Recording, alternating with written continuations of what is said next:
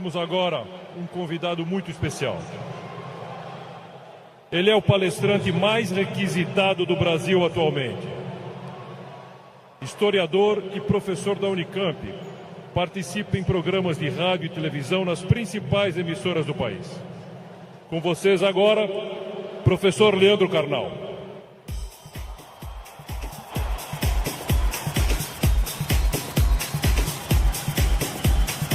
Boa tarde. Muito boa tarde.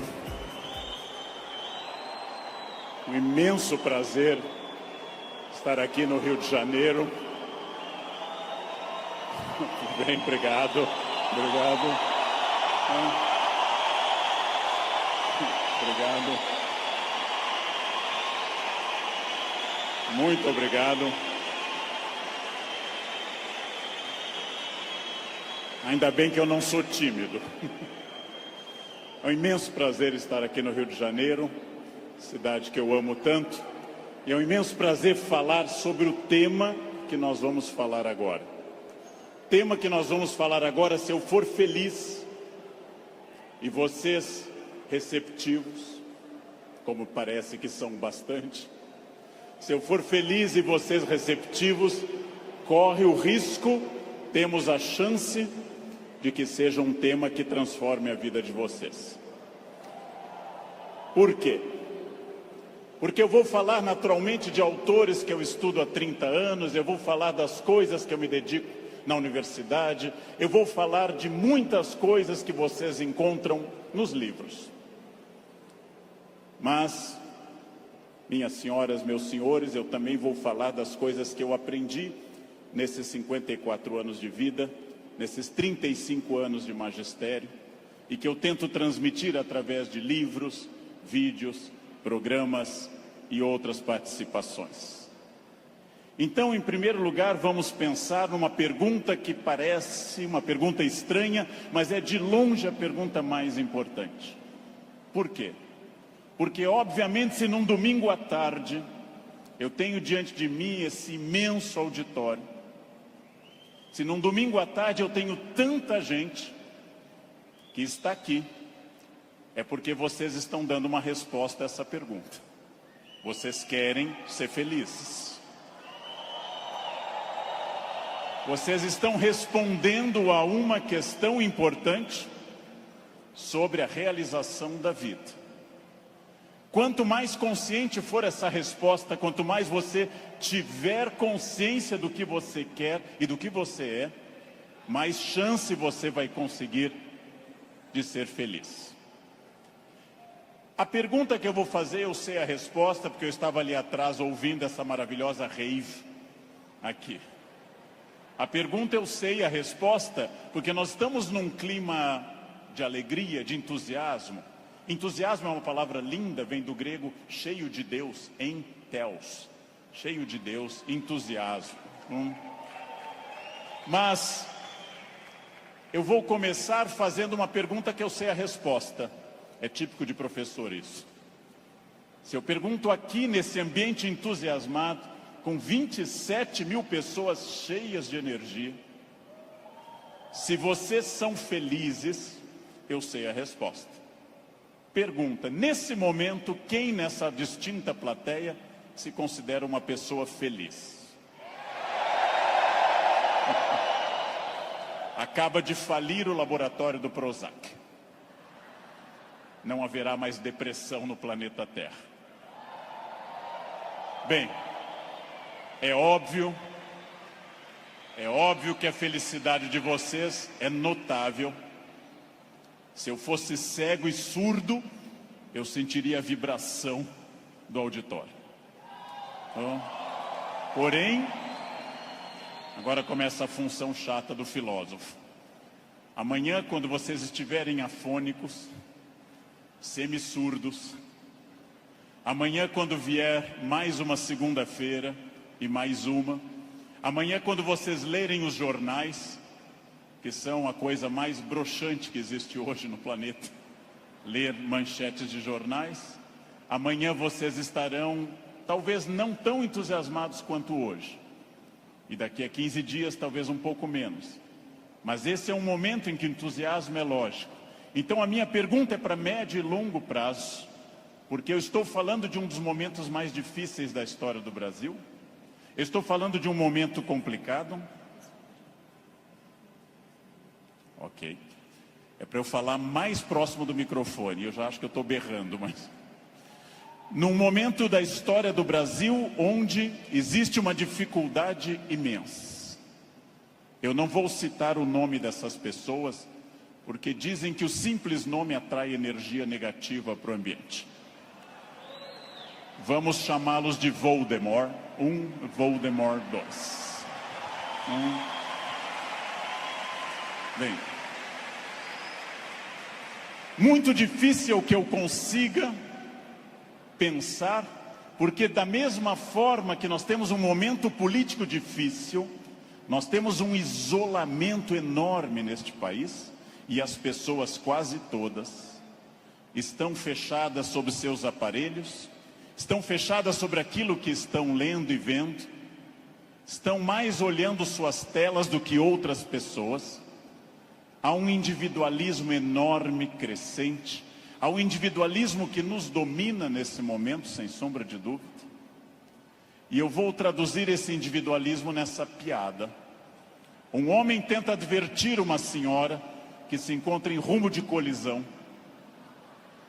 e grita o núcleo duro da mensagem, vaca, porque ele não tem tempo para elaborar uma frase, ele não tem tempo para dizer, cuidado, ó senhora, haverá um choque. Então ele grita apenas vaca, e ela que não olha para o rosto dele, e ela que não vê que o rosto dele é de preocupação e não de insulto, ela se vira e insinua que o casamento dele é uma sociedade aberta e não fechada. Bem,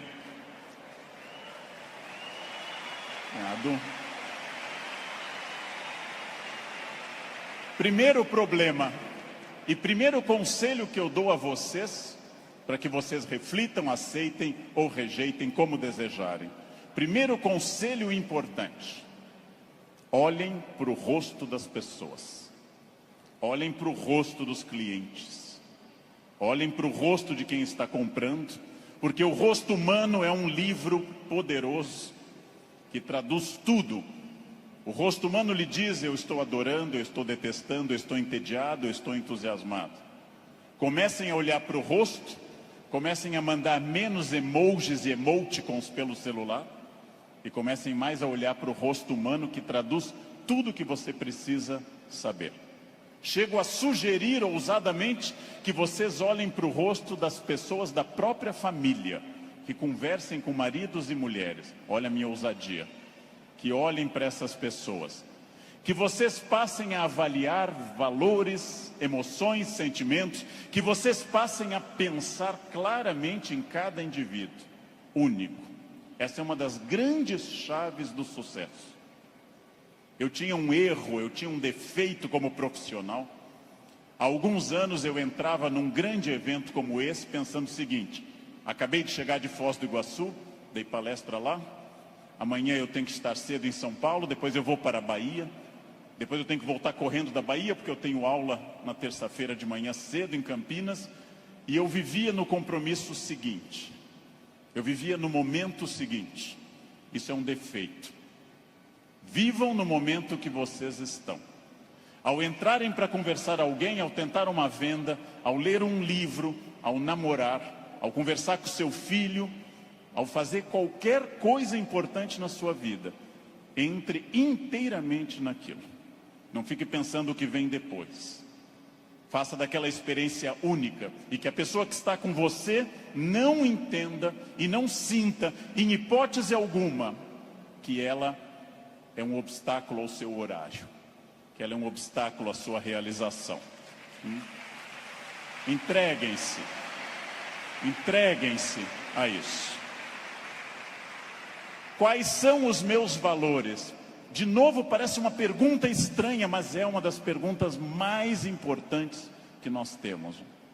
Qual é o seu valor? Qual é o seu valor principal? Qual o seu valor auxiliar? Que faz você se emocionar O que move seu coração, o que impulsiona seu despertar? Quais as ideias que você tem mais fortes pela manhã? Em que você dorme pensando em quem? Estes são seus valores. Decidiu que seus valores são família, dinheiro, um equilíbrio entre os dois?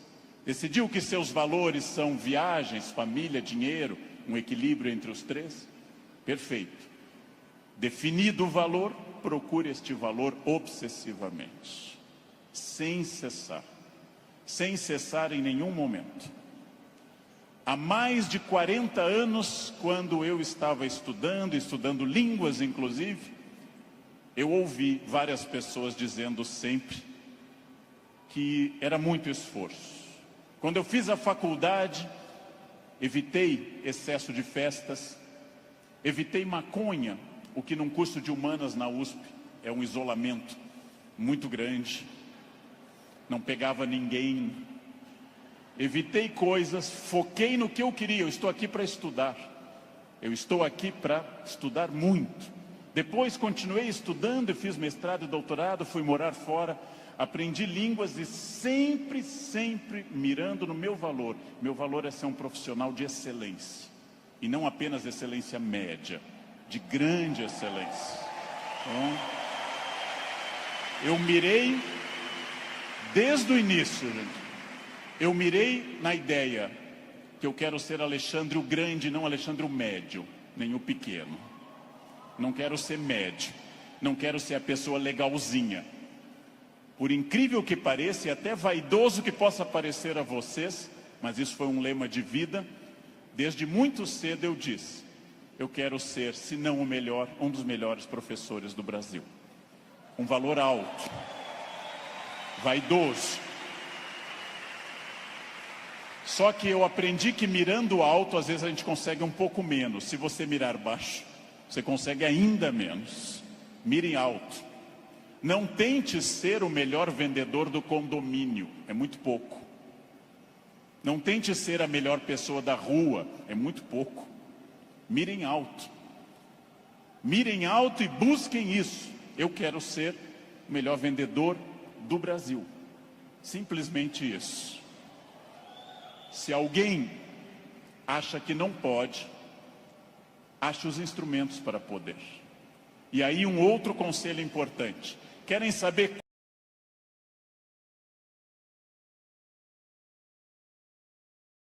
valor? São aqueles semi-amigos. Semi-amigo é o inimigo que lhe abraça. Chegam a você e lhe dizem, você tem sorte, não? Nossa, você tem muita sorte. Prestem atenção nessa frase que o tio Leandro vai dizer. Sorte é o nome que o vagabundo dá ao esforço que ele não faz. Então, sorte existe, sim. Eu não controlo tudo. Eu não sou Deus, eu não controlo tudo. Por vezes eu estou em Congonhas, o avião tenta aterrissar e arremete. É para testar a força do esfíncter de vocês.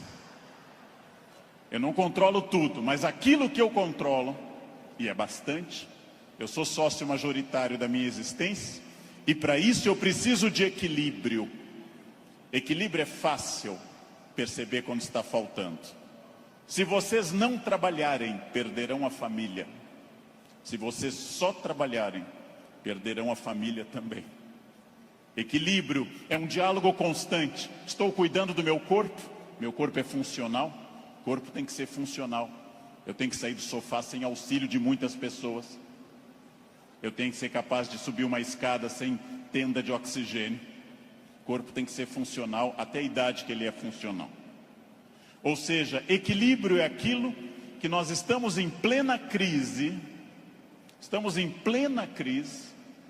Só que há pessoas neste ano de crise que perderam, outras se mantiveram e outras prosperaram. Então não é a crise que faz diferença, é a sua reação diante dela. A crise veio para todos os 206 milhões de brasileiros. Há pessoas que afundaram, há pessoas que mantiveram o que tinham e há pessoas que hoje estão melhores do que estavam há há algum tempo. É claro que hoje, no momento da crise, eu vou dar uma pista histórica importante. O que é crise? É quando eu tenho muitas perspectivas diante de mim. Só que a crise é aquilo que separa o amador do profissional. Todo mundo sabe dirigir numa boa estrada em dia de sol. Pouquíssimas pessoas sabem dirigir numa estrada com chuva à noite esburacada. A crise separa quem é bom de quem é ruim, o amador do profissional, de quem veio o mundo a trabalho ou a passeio. Todo mundo sabe, em situação sem estresse, ser calmo. Poucas pessoas são calmas em situação de estresse. Todo professor é ótimo se a turma for ótima.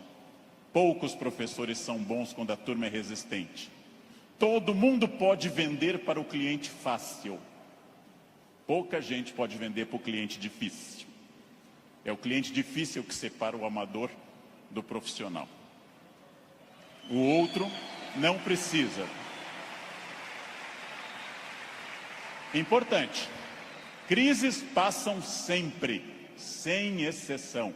Toda crise passa.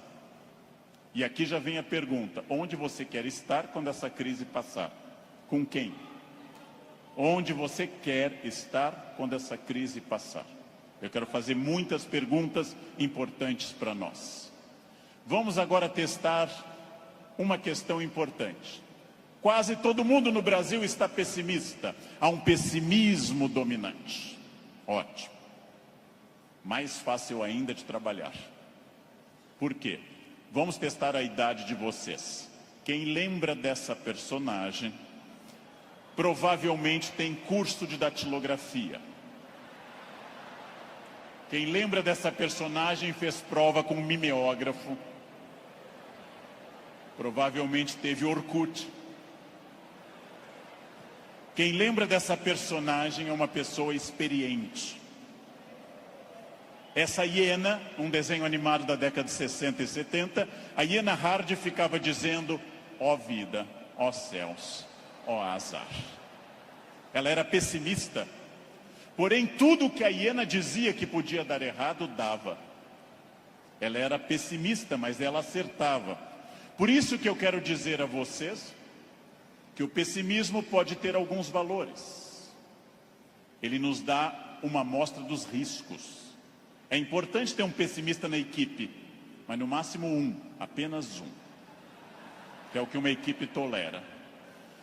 Quando alguém chega e diz: nós vamos dobrar o capital, dobrar o número de clientes, nós estaremos em mais 30 países até o ano que vem, o pessimista diz: calma, não é tão fácil.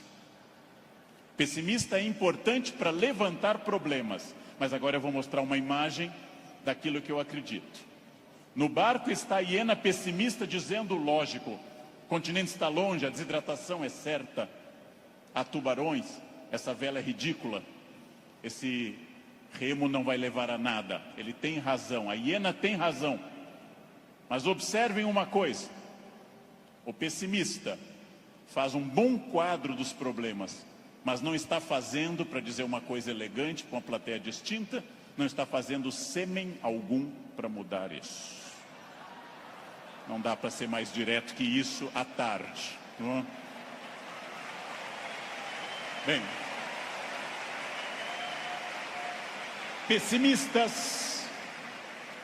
pessimistas são bons para levantar os riscos. Pessimistas são péssimos para resolver os problemas. Para eu resolver um problema, para eu resolver qualquer coisa, eu preciso de um otimismo obsessivo. Se eu não for otimista, gente, eu jamais teria casado. As estatísticas me contrariam. Casamento é submarino, pode flutuar, mas foi feito para afundar. Foi feito para afundar.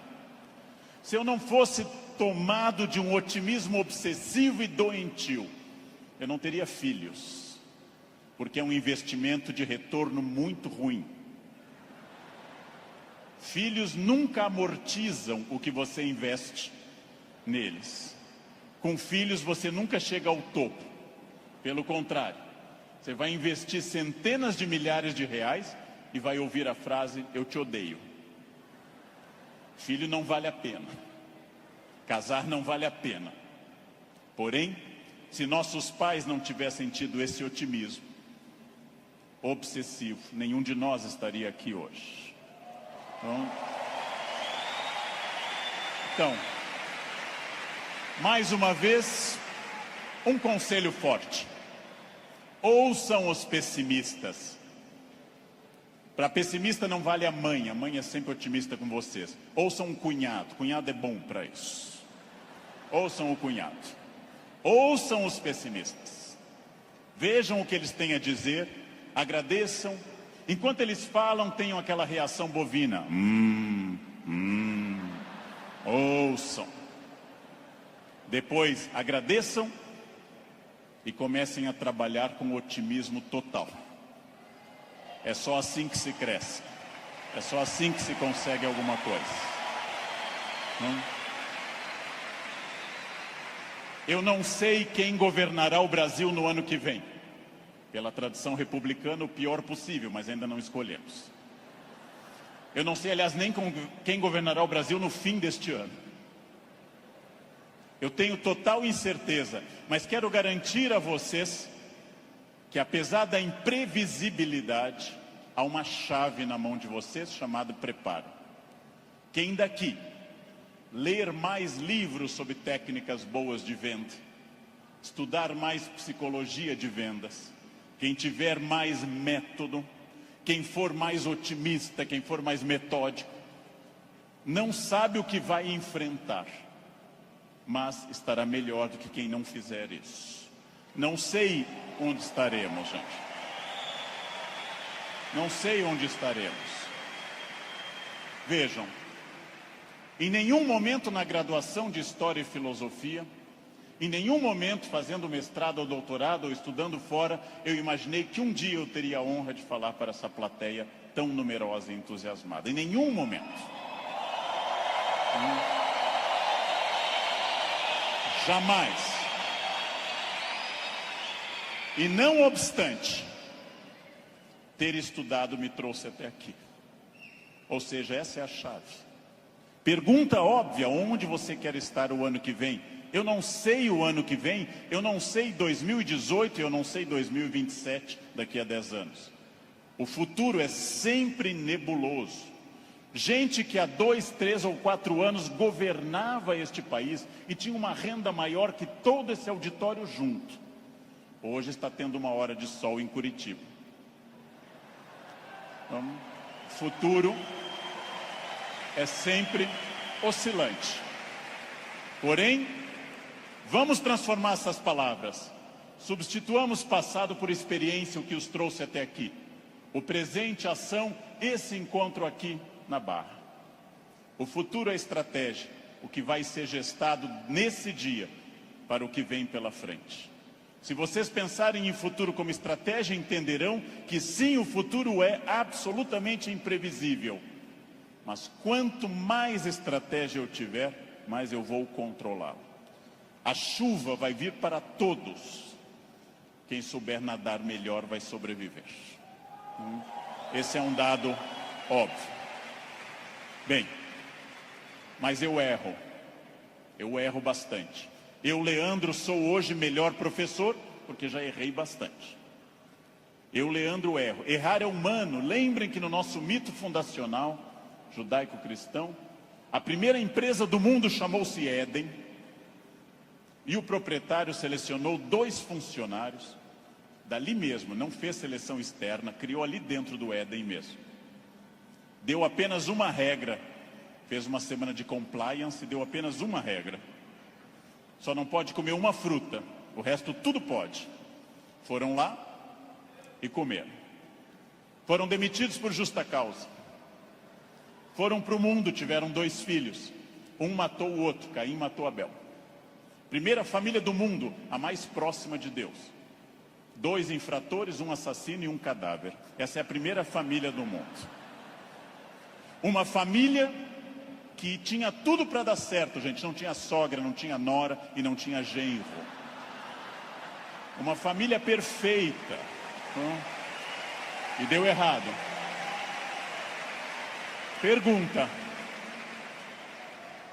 Nós somos filhos deles. Errar é humano. Significa que todos que estão aqui, com exceção dos mentirosos, já erraram. Só os mentirosos nunca erraram, porque são mentirosos e dizem que nunca erraram. Faz uma coisa que eu treino há mais de 50 anos diariamente. Eu treino andar. Faz mais de 50 anos que eu treino diariamente e eu tropeço. Erro é um recado. Erro é um recado enviado para dizer que você pode mudar de estratégia, tem que aprender, tem que ter cuidado. Erro é fundamental. Errou, não conseguiu, não atingiu meta, falhou, ótimo. Se você aprender, você será melhor. Senão será só um chorão. Aprenda. Aprenda com o erro, gente. Aprenda com o erro. Erro lhe tira da zona de conforto. O que é a zona de conforto? É aquilo que me deixa satisfeito, feliz. Zona de conforto é aquilo que estraga o meu desafio. Ostra feliz, diz Rubem Alves, ostra feliz não desenvolve pérola. A pérola é a resposta da ostra a isso. Por que a ostra faz uma pérola? Porque um grão de areia a incomoda e ela reveste com madrepérola. Sem isso, a ostra não produziria pérola. Zona de conforto é aquilo que lhe deixa repetindo. Eu caso, e caso como todo mundo com entusiasmo, querendo cuidar muito, fazendo muito afago e afeto, e vou ficando mais confortável no casamento, passo a ficar mais tempo no sofá, passo a usar moletom, passo a beijar minha esposa na testa, sinal claro de declínio erótico. Passo a chamar minha esposa de mãe, que é para não ter nada sexual mais, porque com a mãe ninguém tem nada. Perco a atenção na roupa de baixo, e ela, ao invés daquelas lingeries lindas, de seda e renda, vermelha e preta, passa a usar bege, de algodão, lavadas com sabonete no box, dia após dia. E assim os dias vão se sucedendo e finalmente chegamos ao ponto mais baixo da relação. Os dois passam a usar croque. Acabou. Acabou. Não há sexo com croque, jamais. Bem, salvo se alguém aqui está de croque, é exceção do que eu estou dizendo. Fica muito bem em você. Fica muito bem. O que acontece com a zona de conforto? Eu passo a não querer fazer mais coisas certas nem com entusiasmo. Eu passo a achar que está bom estar no aquário lotado porque é conhecido. E eu não busco um aquário mais desafiador e maior. Tudo o que te agrada te engana. Tudo o que te seduz e te deixa confortável te conduz à mediocridade. Quanto mais você tiver desafios, mais você vai responder a esses desafios. Zona de conforto é muito curiosa, porque ela significa o fim da luta. Saiam da zona de conforto. Pensem seriamente que tudo está em mudança, tudo está envelhecendo, tudo está passando, tudo aquilo que não está se expandindo está encolhendo. Tudo aquilo que não está melhorando está piorando. Isso é a realidade do mundo. Se você não mudar o seu negócio, alguém mais jovem e mais dinâmico vai mudar. Nesse momento, alguém está tendo uma ideia de vendas melhor que a sua. Isto significa que quem se dedica a ser um profissional precisa permanentemente levar em conta essa frase. Mudar é difícil, me ensinaram os norte-americanos. Mudar é difícil, não mudar é fatal. Mudar é difícil, não mudar é fatal. Isso é fundamental. Tem duas opções: enfrentar a mudança, enfrentar o desafio e pensar: esse ano eu consegui isso, que bom, e agora? Ah, mas eu já falo inglês. Ótimo. Qual o passo seguinte? Eu já consegui a minha casa, perfeito. Era esse o seu objetivo material? Qual é o passo seguinte nos outros objetivos? Não mudar é fatal. Protagonismo é quando eu entendo que a minha vida não mudou por causa dos astros. Não mudou porque Mercúrio estava retrógrado. Não mudou porque Saturno está sob meu signo. Mudou porque eu agi. Mudou porque eu fiz alguma coisa. Protagonismo é isso. Não é fácil tomar essa decisão. Não é fácil olhar além do horizonte e perder essa ação reativa de quem simplesmente acha está faltando isso, está faltando aquilo. Não é fácil. Não é fácil essa transformação. A visão além do horizonte pressupõe racionalidade, pressupõe previsão. E eu venho de um país que eu amo tanto, este Brasil, apaixonadamente, um país que não gosta de ser estratégico. Todos os dias eu pego avião, gente, todos os dias, como hoje de manhã, como agora à tarde. Todos os dias eu enfrento raios-x e pessoas que passam, aí tem o celular no bolso e voltam. E eu atrás dessa pessoa envelhecendo. E a pessoa passa de novo, as moedas e volta. A botinha cafona com taxinhas, volta. Depois de 10 vezes a pessoa passa, sem nenhuma estratégia. Chega à porta do Finger, a funcionária pede o documento e começa a procurar na bolsa ou na mochila o documento. Naquele momento, o meu já está em ângulo para mostrar para o funcionário.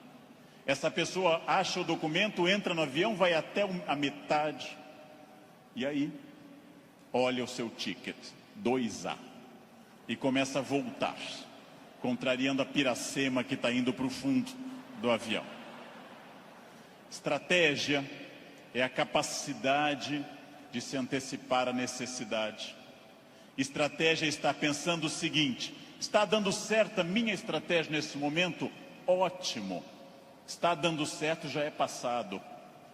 O que eu vou fazer no futuro? O que eu vou fazer para transformar isso?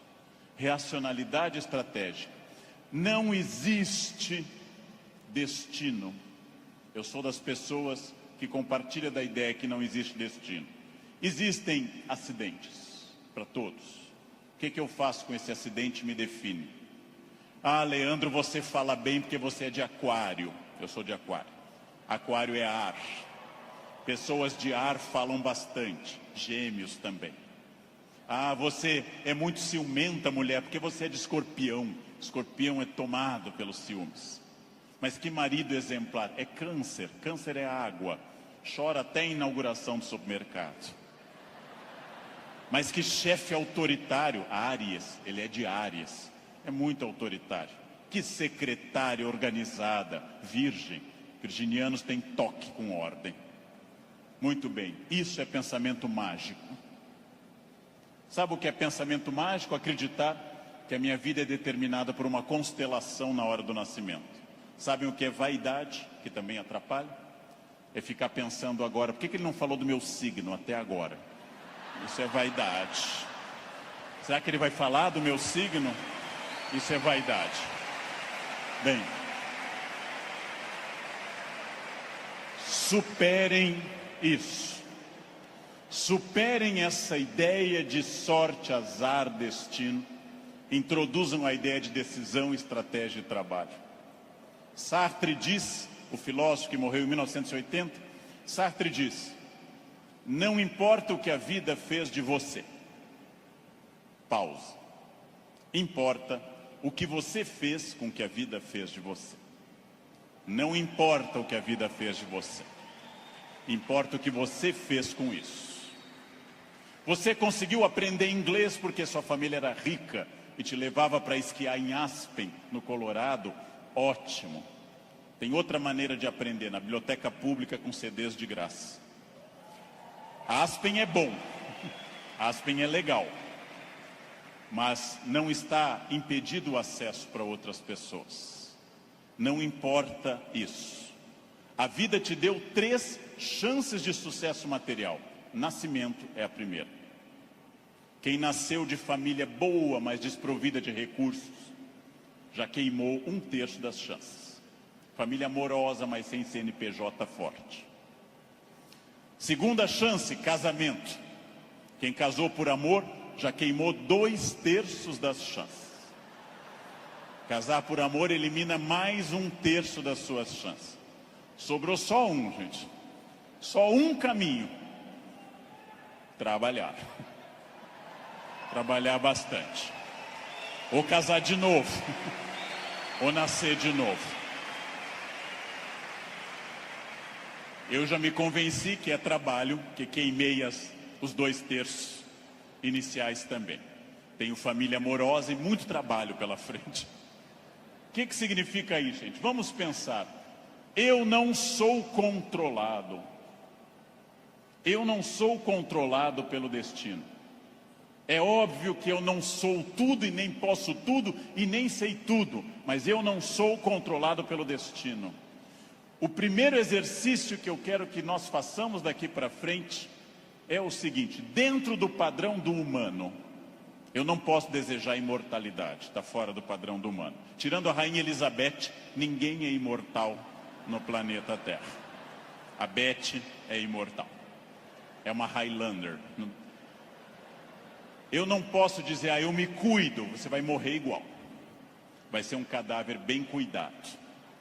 Eu hidrato a pele, vai ser um cadáver hidratado, bonito. Eu malho todos os dias, um cadáver definido, bonito também. Muito bem. A não ser que vocês queiram evitar Alzheimer, aí o meu conselho é: comam bacon, pururuca, banha, isso evita Alzheimer. Vocês não chegarão à idade de desenvolver Alzheimer. Vão morrer antes. Então, bem. Não controlo tudo. Não controlo tudo. Não sou dono do universo. Não posso impedir a morte, que virá. Mas entre o nascimento e a morte eu controlo muita coisa. Toda crença em destino, vocação, talento, é uma crença que tende a disfarçar o que de fato faz a diferença. E o que de fato faz a diferença é o esforço. Eu tenho uma sorte imensa quando as pessoas me dizem: Leandro, você tem sorte. Eu tenho uma sorte imensa. E essa sorte se repete diariamente, porque eu acordo às 4 da manhã. Essa é uma sorte diária. Basta eu começar a dormir o dia todo que a sorte se vai. Ninguém me controla e eu acredito, como os filósofos gregos, que a vida pode ser mais racionalizada. Eu acredito que eu tenha condições de interferir na minha vida. Eu acredito que quando eu faço a pergunta o que estamos fazendo de nós mesmos, eu posso dar uma resposta objetiva e prática. O que eu estou fazendo de mim? É um momento para pensar. O que eu estou fazendo de mim? Essa é a vida que eu estou querendo levar? Com as pessoas que eu quero? A vida é muito curta, gente, é muito rápida, é muito passageira. E ouçam alguém de mais de 50. Depois dos 40 parece ficar mais rápido ainda.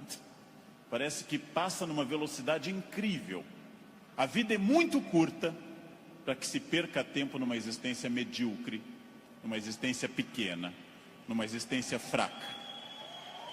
A vida é muito curta para que eu tenha uma família que eu não ame, para que eu tenha um emprego que eu não goste, para que eu tenha um trabalho que eu não me dedique. Ela é muito curta para eu ser medíocre. É muito pouco tempo para isso. Perguntem o que estamos fazendo de nós mesmos e sigam o conselho que Sócrates fundou a filosofia ocidental: conheçam-se, conhece a ti mesmo, conhecimento de si. Sigam esse conselho, sigam essa ideia de saber quem vocês são. Se eu me conhecer, ninguém me ofende. Se eu me conhecer, ninguém me ataca. Já disse isso várias vezes na internet. Quando alguém me xinga no trânsito, eu tenho que saber se a pessoa está dizendo a verdade ou mentira. E nos dois casos eu não posso me ofender. Conheçam-se. Saibam quem vocês são. O ano passado um aluno bateu a porta na minha cara e gritou: careca. O que eu vou dizer para esse aluno? Não. Retire o que você disse. Não. Estou ofendido. Vejam, as pessoas têm direito a dizer o que querem. É um direito constitucional. Eu só me ofendo quando eu concordo com elas. Ataque é veneno. Veneno só funciona se eu tomar. Ataque é veneno, eu preciso tomá-lo. Então, se eu não tomar, o veneno não funciona. Já ouvi no trânsito de São Paulo e gravei um programa sobre isso uma vez, um café filosófico. Alguém me gritou, insinuando que minha mãe exercia atividade erótica remunerada. Examino a biografia de minha mãe, hoje com 80 anos. Na juventude ela está sempre com o rosto fechado nas fotos, como era próprio daquela época, nunca sorrindo. Era obviamente uma mulher fiel, sempre triste, fechada, uma mulher de um homem só. Não ria, não tinha aquela pele brilhante da mulher que não é tão dedicada. No passado por virtude, no presente por falta de mercado, minha mãe não é uma prostituta. Então eu não me ofendo. Mas se ela fosse, e não é crime no Brasil ser, eu teria que dizer à pessoa, você conheceu mamãe? Você ia lá em casa? Não. Também não teria que me ofender. Segundo xingamento mais comum e mais estranho, diz respeito à orientação sexual, que é mais estranho ainda, já que orientação sexual não é xingamento, mas é uma característica de cada pessoa. Alguém insinua que eu seja de uma orientação sexual específica. Eu observo e penso, tenho 54 anos, é uma idade boa para você já saber seus orifícios preferidos. É uma idade que, grosso modo, você já sabe mais ou menos o que você gosta. E não haveria problema nenhum em gostar de outra coisa. Então eu digo, você está enganado. Seguindo o velho conselho do Rio Grande do Sul, onde eu nasci, por onde sai o feijão, não entra mandioca. Bem, mas e se fosse? E se fosse, sem problema algum, eu diria a essa pessoa também, você me conhece? Eu não lembro do seu rosto, mas eu olho sempre o travesseiro, quer dizer, eu não vejo, estou sempre na fronha, eu não lembro bem do seu rosto. Sem problema também. Quando alguém lhe xinga de velha, de feio, de babaca, de filho de alguma coisa, quando alguém lhe xinga até dizendo um time de futebol específico, que eu não vou repetir, resta você saber, a pessoa está certa ou errada. Se ela estiver certa, ela não está me ofendendo. Se ela estiver errada, está me ofendendo. A vida é muito curta para que eu perca tempo com babacas cheios de ódio. A vida é muito curta para isso. Né? É muito curta. Evitem esse problema. Quem se conhece não se olha como Superman, e na verdade é o pateta. Quem se conhece sabe dos seus limites e explora esses limites ao máximo. Quem se conhece sabe, talvez eu não tenha vindo ao mundo tão bonito, talvez eu não tenha vindo ao mundo tão alto, tão rico, tão hábil em línguas. Eu posso fazer muito com isso, muito. Posso esticar esses limites ao máximo. É fundamental conhecer-se. Sempre, sem exceção, sem nunca perder de vista que consciência é a chave da transformação. Consciência é a chave de todas as transformações. Respostas claras, objetivas para a pergunta que eu fiz no início. O que eu quero? Onde isso vai me levar? Quem sou eu? Isso me torna ou não feliz? Consciência.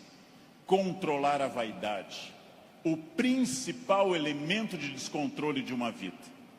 Trabalhei para homens muito importantes nesse país, trabalhei com pessoas fundamentais deste país, e quase todos com o mesmo pecado, o pecado da vaidade, o pecado fundacional da humanidade, o de Lúcifer, o pecado de se achar mais do que é, e de achar que os outros concordam com isso. Mire em ser mais do que você é, mas saiba exatamente quem você é, para que o mundo não precise lembrá-lo disso com frequência. É melhor que qualquer pessoa, cobramos mais o corpo com roupas e alguém diga, nossa, você está muito bem, poderia deixar mais alguma coisa à mostra, do que alguém que diga, vai colocar uma burca, meu filho, tá demais. Quer dizer, esperem, saibam quem vocês são, saibam quais as lutas que valem a pena. Por quê? Porque a vida oferece algumas lutas muito boas. Família é uma delas. Luta contra o racismo é uma luta muito boa. dedico parte da minha vida a isso. Luta contra a violência sobre as crianças, luta contra a pedofilia, é muito boa. Essas lutas são boas, merecem toda a nossa energia, merecem todo o nosso empenho, talvez até a vida. As outras, não. Não. Escolham a luta, gente. Escolham as lutas. Não é boa luta o trânsito. Não é boa luta. É ridículo brigar no trânsito. A pessoa pode estar simplesmente louca, drogada ou armada. Não lutem no trânsito. Não percam um projeto de vida por causa de um louco. Não lutem em família, dentro da família. Família é como herpes, volta sempre. Volta sempre, gente. Você brigou agora, no próximo Natal tem de novo. Não adianta brigar. Escolham as lutas. E quando alguém lhe ofender na sua rede social, bloqueie, apague ou ignore. Rede social não é um bom espaço de luta, é perda de tempo ficar brigando em rede social. Escolham as lutas, gente. E aqui um detalhe, uma campanha. Falando no Brasil inteiro, eu estou lançando uma campanha, gente. Pelo amor de Deus, parem de dar bom dia em grupo de WhatsApp. É a minha campanha. É minha campanha. Se alguém der bom dia, apaguem simplesmente e pronto. Pronto, falei. Escolham as lutas. O mundo inteiro hoje está centrado em duas coisas: parecer, através de redes sociais, e ter. Ter é bom, se representar que eu vou melhorar com isso. Ter para ser, ter para parecer é ruim. É bom eu ter conforto, é bom eu ter algumas coisas materiais, desde que eu saiba que elas servem à minha felicidade, e não eu sirvo as coisas. Ter e parecer não se confunde com ser. É uma palavra difícil, eu sei. É uma palavra complicada, essa tal de felicidade. Epicuro, filósofo, que eu adoro, dá uma norma muito clara. Viver não é um fardo. Não viver não é um mal. Logo, diz Epicuro que nós devemos honestamente morrer e honestamente viver. Como eu posso ter medo do que é inevitável? Viver é um desafio constante e diário, não é um fardo. Não posso acordar como um condenado, não é um fardo, é bom. E também honestamente aceitar essas coisas. Muito importante, contido nessa imagem de uma escultora norte-americana, Bobby Carlyle, que eu adoro. Essa estátua chama Self-Made Man. Mostra com o talento da escultora, em bronze, uma figura de um homem esculpindo-se. É uma metáfora excelente para todos nós. Eu estou parcialmente pronto, mas eu não sou perfeito. Perfeito quer dizer em latim, feito até o fim. Perfectum, feito até o fim. Eu não sou perfeito. Eu sou perfectível, eu estou em processo de transformação. Eu sou uma pessoa crescendo a cada instante. Eu tenho partes completamente prontas, outras que precisam de melhoras e outras que precisam ser criadas. Eu não estarei pronto até o fim. O jogo termina apenas no fim, construir-se. Qual é a parte que me falta? Qual é a parte que eu preciso melhorar? Qual é a parte que eu tenho que transformar? Talvez eu seja muito bom quanto a horários, quanto a sair da cama, mas eu sou bom quanto a resiliência, ou seja, enfrentar as pequenas crises cotidianas. Eu sou bom com resiliência e com horários, mas sou muito irritadiço. Tenho que trabalhar isso no meu autoconhecimento, num processo de psicologia, tenho que trabalhar minha irritação. Eu tenho partes a serem melhoradas. Meu português não é bom? Leia, aprende, estude. Eu tenho partes a serem melhoradas. É isso que nós chamamos de construir-se, fazer-se, tornar-se melhor. Não acreditar naquela síndrome de Gabriela, cravo e canela. Eu nasci assim, eu sou sempre assim. Gabriela, não existe isso. Não existe nada que eu não possa transformar dentro do padrão do humano. Construir-se, fazer algo novo, fazer uma ideia nova, interferir no meu corpo, na minha renda, na minha família. Freud morreu em Londres fazendo essa pergunta nos seus 2 últimos anos de vida, 1938 e 39. O que as pessoas buscam tanto a infelicidade e quando encontram, ficam admiradas como se fosse uma coisa surpreendente? Por que as pessoas mantêm uma família difícil, em ambiente difícil? Por que fazem programas ruins, estressantes? Porque ano após ano repetem o mesmo erro. E depois, quando vem a infelicidade, na forma de insônia, ansiedade, depressão, angústia, elas ficam surpresas. O que houve com a minha vida? Houve o que você fez. Houve o fruto do seu projeto. Houve a sua ação, houve a sua mão neste cinzel. Trabalhem. Uns têm que trabalhar mais. Uns precisam um esforço maior. Tem gente que anda 5 minutos na esteira e define abdominais. Eu tenho raiva dessa gente. Tenho raiva. Tem gente que come brigadeiro dia e noite e está com 2% de gordura. Quero que morram. Eu vou ter que comer capim sem parar. Vou ter que correr daqui até o Recreio dos Bandeirantes e voltar fazendo num pé só para perder 100 gramas em 2 meses. Não é fácil. E devo dizer a vocês, vai piorando com o tempo. Não é fácil, mas é possível para todo mundo. É possível para todo mundo. Esculpam-se. Criem-se. Façam algo assim. Sejam alguém diferente. Façam algo que transforme a sua vida. Parem de ficar na estrada lamentando o que teria sido. Tirem o futuro do pretérito da cabeça de vocês. O que teria sido não tem importância. Só tem importância o que é e o que será. O presente e o futuro. Só. Ah, se eu tivesse feito isso. É irrelevante o futuro do pretérito no projeto de vida. Condicional em inglês. Não existe isso. Não pensem em nada que não seja fruto dessa ação. É isso que eu tenho perseguido sistematicamente nos últimos anos. Aquilo que eu quero, as metas que eu desejo, o mundo que eu quero ver. Seguindo o conselho do grande Mahatma Gandhi, líder da Índia, seja você o mundo que você deseja ver, ou seja, anuncie em você o mundo que você deseja ver. Como eu quero um mundo mais ecológico, eu vou reciclar lixo em casa. Como eu quero um mundo mais humano e mais educado, eu serei mais humano. Como eu quero um trânsito mais cidadão, eu serei um melhor motorista. Como eu quero combater a violência entre as pessoas, eu serei menos violento. Eu sou a transformação que eu quero ver no mundo.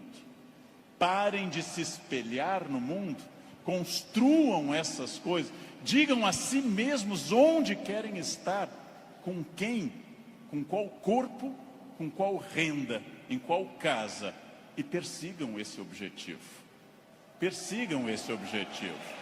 Pronto. Simples.